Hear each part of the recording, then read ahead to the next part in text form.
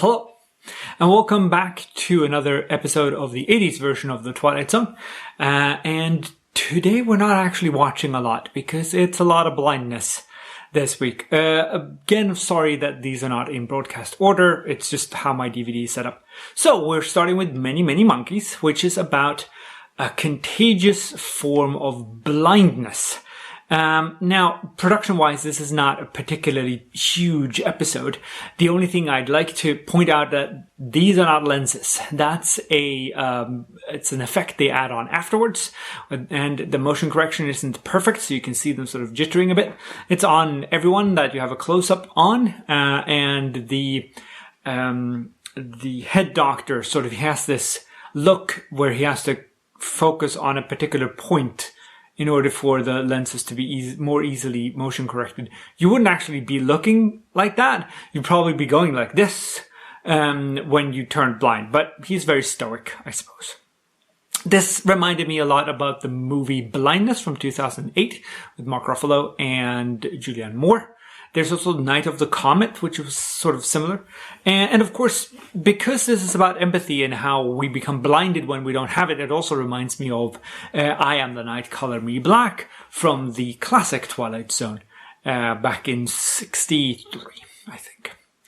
It's not called hysterical blindness anymore. It's called a conversion disorder, and it can manifest itself in a whole bunch of different ways, including numbness and deafness and blindness and stuff. But even if that is the case, it's sort of frightening. But if it's not, then there is a second pandemic of blindness coming with our nurse as patient zero when the non-empathy blindness will strike.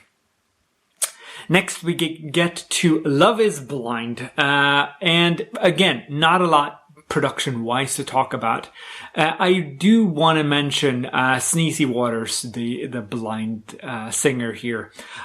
He walked in or came out of the storm, I think the barkeep says, and just sort of turned up here. And he's certainly real. He exists in this place, and he does play his music.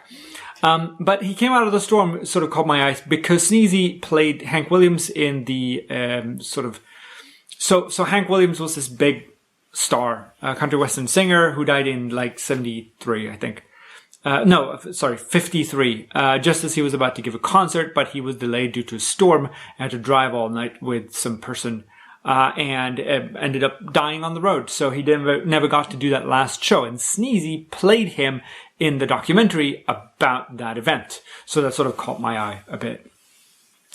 He has lenses though, as opposed to the last episode. And there's also a sign in this place called "Be Good or Be Gone," which I liked. I think more people should have that sign.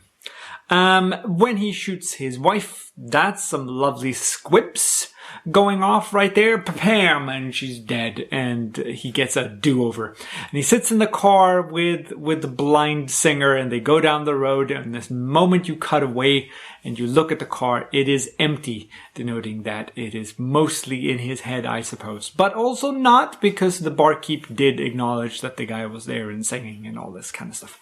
Very Twilight Zone-y. Next up is the very last episode of our 80s version, and I look forward to seeing you then for the last time in the 80s. Take care now.